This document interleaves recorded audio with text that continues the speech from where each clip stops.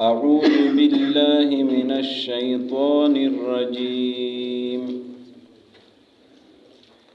بسم الله الرحمن الرحيم. يا أيها الذين آمنوا لا تسألوا عن أشياء إن تبد لكم تسؤكم وإن تسألوا عنها حين ينزل القرآن تبد لكم عفى الله عنها والله غفور حليم. قد سألها قوم من قبلكم ثم أصبحوا بها كافرين. ما جعل الله من بحيرة ولا سائبة ولا وصيلة ولا حام ولكن الذين كفروا يفترون على الله الكذب وأكثرهم لا يعقلون.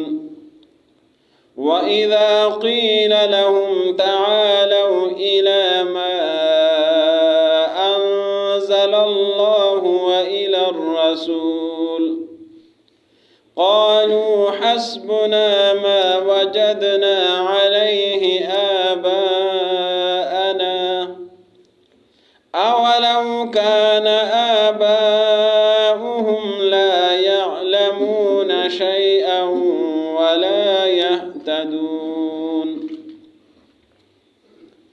یا ایھا الذین آمنوا، اے ایمان والو، لا تسألوا عن اشیاء، سوال نہ کرو ان چیزوں کے بارے میں، ان تبد لکم تسؤکم، اگر تمہیں معلوم ہو جائے تو تمہیں برا لگے گا، وَإِن تسألوا عنها، اور اگر تم سوال کرتے ہو اس کے بارے میں، حین ينزل القرآن تبد لکم، جب قرآن نازل ہوتا ہے تو تمہیں معلوم ہو جائے گا. عفا اللہ عنہا، معاف کر دیا اللہ نے اس بات سے آپ کو. واللہ غفور حلیم، اللہ بخشنے والا صبر کرنے والا ہے. قد سألها قوم من قبلکم، یقیناً سوال کیا تھا ایک قوم نے آپ سے پہلے. ثم اصبحوا بها کافرین، پھر اس کے ساتھ وہ کافر بن گئے. ما جعل اللہ من بحیرہ، نہیں بنایا اللہ نے بحیرہ کو، ولا سائبۃ، اور نہ سائبہ کو، ولا وسیلۃ، اور نہ وسیلہ کو، ولا حام، اور نہ حام کو حرام. ولکن الذین کفروا، لیکن کافر لوگ، یفترون علی اللہ الکذب، وہ بناتے ہیں اللہ پر جھوٹ.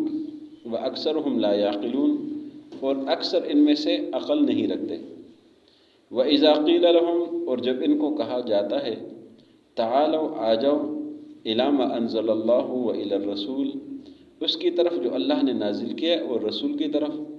قالوا، یہ کہتے ہیں، حسبنا، کافی ہے ہمارے لیے، ما وجدنا علیہ آباءنا، جس دین پر ہم نے اپنے آبا و اجداد کو پایا ہے. اولو کان آباؤہم، اگرچہ ان کے آبا و اجداد لا یعلمون شیئا، کچھ بھی نہیں جانتے تھے، ولا یہتدون، اور نہ وہ ہدایت پاتے. آج کے سبق میں اللہ رب العزت نے کچھ آداب سکھائے ہیں اور کچھ حلال اور حرام کا ذکر فرمایا ہے. دین میں آداب بھی ضروری ہے. آداب، دین ہے ہی ٹوٹل آداب، آداب کا نام ہے. زندگی گزارنا یہ آداب کا نام ہے. زندگی کے سارے مراحل یہ آداب سے ہی چلتے ہیں. اگر آداب نکال لے تو پھر وہ جانور والا کام شروع ہو جائے گا. اس لیے کہ پھر چھوٹے بڑے کی تمیز نہیں رہے گی، اپنے پرائے کی تمیز نہیں رہے گی. تو اس لیے آداب کا ذکر فرمایا. اور یہاں پر اللہ نے زیادہ سوالوں سے منع کیا یا فضول سوالات سے منع کیا. یعنی کچھ اس طرح کبھی کبھی کسی کو ایک بات کا علم ہوتا ہے، معلوم ہوتا ہے، لیکن کسی کو جانچنے کے لیے، پرکھنے کے لیے وہ سوال کرتا ہے کہ یہ بات اس سے پوچھتا ہوں کہ یہ کیا کہتا ہے، یہ کس لیول پر ہے، تو اللہ نے منع کر دیا کہ اس طرح کے سوالات نہ کریں۔ کبھی کبھی ایسا ہوتا ہے کہ بات کوئی چل رہی ہوتی ہے اور سوال کچھ ہو جاتا ہے، تو وہ بات کا جو تسلسل ہے وہ ختم ہو جاتا ہے، وہ بات ہی چینج ہو جاتی ہے۔ تو اس قسم کے سوالات سے منع کیا، آداب سکھائے جا رہے ہیں۔ یا اس طرح سوالات سے منع کیا گیا کہ بنی اسرائیل نے موسیٰ علیہ السلام کو کہا تھا کہ موسیٰ ہمیں اللہ دکھا دے، ہمیں اللہ دکھا دے، اور جب ان لوگوں نے کوئی دور چلے گئے اور ان کے ساتھ جو واقعہ ہوا، پھر وہ مر گئے، موسیٰ علیہ السلام نے سوال کیا اللہ سے اور دوبارہ وہ زندہ ہو گئے۔ تو اس ساری باتوں کا ذکر کیا۔ تو پہلے آداب کا ذکر ہے، اس کے بعد حرام و حلال کا ذکر ہے، جو اس صورت کا موضوع چلا آ رہا ہے کہ حرام سے اجتناب کرے، حلال کو استعمال کرے، اللہ کا جو نظر ہے اس کو ادا کرے، اور جو غیر اللہ کا نظر ہے اس کو مت ادا کرے، غیر اللہ کے نام پر نظر مت دیا کرے۔ یہ ساری باتیں اس صورت میں شروع سے چلی آ رہی ہے۔ تو فرمایا یا ایھا الذین آمنوا لا تسألوا عن اشیاء ان تبد لکم تسؤکم، اے ایمان والو ان چیزوں کے بارے میں نہ پوچھا کرو، اگر تمہیں معلوم ہو جائے تو تمہیں برا لگے گا۔ اور اس کے بارے میں مفسرین لکھتے ہیں کہ اس شخص نے یہ بھی سوال کیا کہ میرے والد کون ہے؟ نبی صلی اللہ علیہ وسلم کی یہ بات اچھی نہیں لگی، تو اس لیے اللہ نے فرمایا کہ ایسے سوالات نہ کیا کرو، اگر آپ کو معلوم ہو جائے تو آپ کو برا لگے گا۔ یا ایسے سوالات نہیں کرنا چاہیے کسی ذاتی شخصیت کے بارے میں، کسی کے ذات کے بارے میں نگیٹو سوالات نہیں کرنا چاہیے۔ ایک تو دینی سوالات ہے، اصلاحی سوالات ہے، چلو وہ تو بات سمجھ میں آتی ہے، لیکن کسی کی ذات کو ٹارگٹ کر کے اس کے بارے میں بات نہیں پوچھنی چاہیے۔ تو یہ اللہ نے آداب سکھایا، فرمایا وَإِن تَسْأَلُوا عَنْهَا حِينَ يُنَزَّلُ الْقُرْآنُ تُبْدَ لَكُمْ، جب آپ قرآن پڑھیں گے، قرآن سنیں گے، تو آپ کو ان باتوں کا علم ہو جائے گا، آپ کے علم میں اضافہ ہو جائے گا۔ پھر فرمایا عفا اللہ عنہا، اللہ نے معاف کر دیا، جن سے یہ غلطی ہوئی اللہ نے معاف کر دیا، اللہ مہربان ہے۔ فرمایا واللہ غفور حلیم، اللہ بخشنے والا ہے، اللہ صبر کرنے والا ہے، حلیم ہے۔ اللہ کسی کو پکڑتا نہیں ہے، کسی سے بدلہ نہیں لیتا، اللہ صبر کرنے والا ہے، حلیم ہے، غفور معاف کرنے والا ہے، حلیم صبر کرنے والا ہے۔ قد سألها قوم من قبلکم، اللہ نے اس بات کی وجہ بھی بتا دی، قد سألها قوم من قبلکم، کہ اس طرح کے سوال آپ سے پہلے بھی لوگوں نے کیا تھا۔ فرمایا ثم اصبحوا بها کافرین، پھر اس کے ساتھ وہ منکر بن گئے، یعنی موسیٰ علیہ السلام کی قوم کا ذکر ہے کہ انہوں نے کہا تھا کہ ہم آپ پر کبھی بھی ایمان نہیں لائیں گے جب تک ہم اللہ کو اپنے آنکھوں سے نہ دیکھیں، اور جب واقعہ ہو گیا تو پھر بھی کافر رہے۔ اس طرح بہت سارے ان کے ساتھ واقعات ہوئے، بہت ساری چیزیں انہوں نے اپنے آنکھوں سے دیکھی، لیکن پھر بھی وہ کافر رہے۔ اللہ نے فرمایا پھر وہ کافر بن گئے۔ ما جعل اللہ من بحیرۃ ولا صائبۃ ولا وسیلۃ ولا حام، یہاں پہ حلال اور حرام کا ذکر شروع ہو گیا۔ یہ چند چیزوں کا نام ہے، بحیرہ، صائبہ، وسیلہ اور حام۔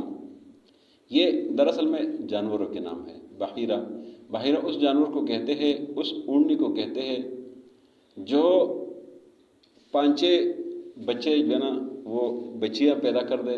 ظاہر ہے جانوروں میں جو ہے نا وہ پسندیدہ وہ بچیاں ہوتی ہیں تاکہ اس کا نسل بڑھے ہو۔ تو یہ اس طرح جب ہو جاتا تھا تو وہ کہتے تھے کہ بس اس نے اپنا کام پورا کر دیا، اور اس کے کان کو جو ہے نا کاٹ لیتے تھے، کان کاٹ لیتے تھے، اور کہتے تھے کہ اب یہ معزز ہو گیا، محترم ہو گیا، اس کا کھانا پینا ہمارے لیے حرام۔ اس کا جو دودھ ہے وہ استعمال نہیں کرتے تھے، اس پر کوئی چیز سواری نہیں کرتے تھے، کوئی چیز رکھتے نہیں تھے، اور اس کو کہتے تھے بحیرہ۔ تو اللہ نے فرمایا ما جعل اللہ من بحیرہ، بحیرہ کو اللہ نے حرام نہیں کیا ہے۔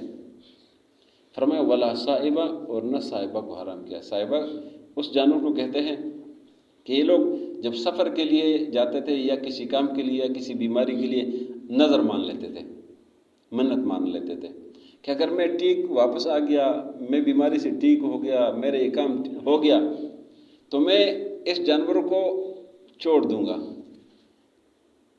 وہ اللہ کے لیے ہو یا غیر اللہ کے لیے ہو، اس میں 2 قول ہے کہ اللہ کے لیے بھی کرتے تھے، وہ کبھی غیر اللہ کے لیے بھی کرتے تھے۔ تو اللہ کے لیے جو کرتے تھے تو اس میں وہ چیزیں ناجائز کرتے تھے، تو اللہ نے فرمایا یہ ناجائز کام اللہ نے نہیں بتایا ہے۔ نظر تو اللہ کے نام پر ٹھیک ہے، لیکن جو یہ کرتے ہیں اس کو استعمال نہیں کرتے، اس کا دودھ نہیں استعمال کرتے، اس پر سواری نہیں کرتے، یہ کھاتے نہیں ہے، کچھ بھی نہیں کرتے، تو اللہ نے یہ نہیں کیا ہے۔ یا غیر اللہ کے نام پہ کرتے ہیں تو فرمایا یہ غیر اللہ کے نام پر یہ غلط کرتے ہیں. فرمایا ولا وسیلہ، اور نہ وسیلہ.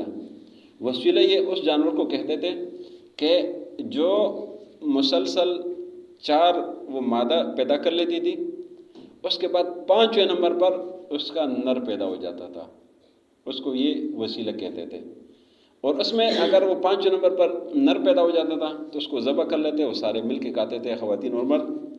اور اگر 5ویں نمبر پر پھر بھی مادہ پیدا ہو جاتی تو اس کی چھوڑ لیتے تھے. اسی کو وسیلہ کہتے ہیں. جو 5ویں نمبر پر پیدا ہو جاتی تھی یا اس نر کے ساتھ کوئی مادہ پیدا ہو جاتی تھی، یعنی 2 پیدا ہو جاتے، تو اس کو پھر یعنی بکری میں یا ان چیزوں میں اگر 2 پیدا ہو جاتے تو وہ نر کو تو ذبح کر لیتے تھے لیکن اس مادی کو چھوڑ لیتے تھے اور اس کو یہ حرام سمجھتے تھے. تو اس لیے اللہ نے فرمایا کہ یہ جو وسیلہ جس کو یہ کہتے ہیں، جنہوں نے نام یہ وسیلہ رکھا ہے، یہ اللہ نے حرام نہیں کیا، ان لوگوں نے اپنے اوپر خود حرام کیا ہے. ولا حام، اور نہ اللہ نے حام کو حرام کیا ہے. حام اس اونٹ کو بولتے تھے جس کے 7 سے 10 بچے پیدا ہو جاتے تھے، تو اس کو حام نام دیتے تھے اور کہتے تھے کہ یہ جو نا یہ ابھی معزز ہو گیا، محترم ہو گیا، اور اس کو جو نا وہ اپنے اوپر حرام سمجھتے تھے، اس کی سواری نہیں کرتے تھے، اس پر کوئی چیز نہیں کرتے تھے، اس کا گوشت نہیں کھاتے تھے، وہ بھی اپنے لیے وہ خود ساختہ احترام اس کو کرتے تھے. تو اللہ نے فرمایا کہ ما جعل اللہ من بحیرۃ ولا صائبۃ ولا وسیلۃ ولا حام. اللہ نے نہ بحیرہ کو حرام کیا، نہ صائبہ کو حرام کیا، نہ وسیلہ کو حرام کیا، نہ حام کو حرام کیا. فرمایا کہ لوگوں نے اپنے اوپر حرام کیا ہے، تو اس لیے اس چیز کو حرام سمجھو جس کو اللہ نے حرام کیا ہے، اس کو حلال سمجھو جو اللہ نے حلال کیا ہے. جو لوگوں نے اپنے اوپر حرام کیا اس کو حرام مت کہو. اور یہ بتا دیا گیا کہ جو اللہ کا نظر ہے تو اس کو ادا کرو، اللہ کے علاوہ کسی اور کے نام پر نظر مت ادا کرو. یہ بتا دیا اللہ نے، یہ صاحبہ میں یہی بتا دیا گیا. وَلَكِنَّ الَّذِينَ كَفَرُوا يَفْتَرُونَ عَلَى اللَّهِ الْكَذِبَ. لیکن کافر لوگ اللہ پر جھوٹ بناتے ہیں. یہ انہوں نے اپنے طریقے سے یہ کام کیا. اور یہ جو سارا شرک کا ایجاد تھا مکہ میں، یہ ایک شخص ہے، اس کا نام ہے عامر بن لحی. یہ وہ شخص تھا جس نے شرک ایجاد کیا تھا. اور اس کے بارے میں نبی صلی اللہ علیہ وسلم فرماتے ہیں کہ جب میں معراج کے لیے گیا تھا تو اس کو میں نے جہنم میں دیکھا تھا، اور یہ جہنم میں اس حالت میں پھر رہا تھا کہ اس کا جو پیٹ پٹا ہوا تھا اور اس کے پیٹ کے جو مال اسباب تھا وہ باہر تھا، وہ پیچھے پیچھے کھینچ کے لے کے جا رہا تھا. اس لیے کہ اس نے شرک ایجاد کیا تھا. مکہ میں پہلے شرک نہیں تھا. یہ گیا تھا کسی اور ملک میں، وہاں بت پرستی تھی. اس نے وہاں سے ایک بت خریدا جس بت کا نام ہے حبل. اور حبل جو اس کا نام رکھا ہے، یہ دراصل حابیل جو آدم علیہ السلام کا بیٹا تھا، حابیل، اس کے نام پہ حبل رکھا ہے. اور حابیل چونکہ شہید ہوا تھا، یہ جو بات جو نا وہ ملتی ہے کہ پھر چلتے چلتے کسی نہ کسی شکل میں یہ چیزیں جو نا پھیل جاتی ہے مختلف، کیونکہ شیطان تو ظاہر ہے سب کچھ وہ اس کے سامنے چلا رہے، لوگ کو دیکھ کے دھوکہ دینا بڑا اس کو آسان ہوتا ہے. تو حابیل شہید ہوا تھا، شہید کی شکل میں وہ بنا دیا بت، اور لوگوں کو کہا کہ یہ سب کچھ کرتے اسی سے مانگتے رہو. اور جنگ احد میں جب مسلمانوں کو وہ فتح شکست سے تبدیل ہو گئی تو ابو سفیان نے کہا، کسی کو کہا کہ آواز لگا دے اعلیٰ حبل، کہ حبل اونچا ہو، جس طرح وہ ہندو کہتے وہ ان کی جے. تو نبی صلی اللہ علیہ وسلم نے ایک مسلمان صحابی کو فرمایا کہ آپ اٹھ جائے اور آپ جواب دیں. پہلے کافروں نے آواز لگائی کہ آپ میں محمد صلی اللہ علیہ وسلم ہے، آپ میں ابو بکر ہے، آپ میں عمر ہے، اس طرح کچھ نام پوچھے. نبی صلی اللہ علیہ وسلم نے فرمایا کہ جواب نہ دو، کوئی ضرورت نہیں ہے. لیکن جب انہوں نے کہا اعلیٰ حبل، کہ حبل جیت گیا، حبل جیت گیا، نبی صلی اللہ علیہ وسلم نے فرمایا اب جواب دو. اور جواب کیا دینا ہے ان کو؟ جواب دو کہ اللہ اکبر، اللہ سب سے بڑا ہے. اور وہ جواب دے دیا. تو یہ حبل وہ لایا تھا، اور پھر وہ حبل کی جو نا وہ عبادت کرتے تھے. تو نبی صلی اللہ علیہ وسلم نے فرمایا کہ اس نے شرک ایجاد کیا ہے، بیت اللہ میں بت اس نے رکھا ہے، یہ ساری چیز اس نے ایجاد کی، جو بحیرہ صاحبہ یہ مختلف شرک ایجاد کیا تھا، تو اس کے حالت جو ہے نا انجام برا ہوگا. تو فرمایا وَلَكِنَّ الَّذِينَ كَفَرُوا يَفْتَرُونَ عَلَى اللَّهِ الْكَذِبَ. لیکن یہ کافر لوگ اللہ پر جھوٹ بناتے ہیں.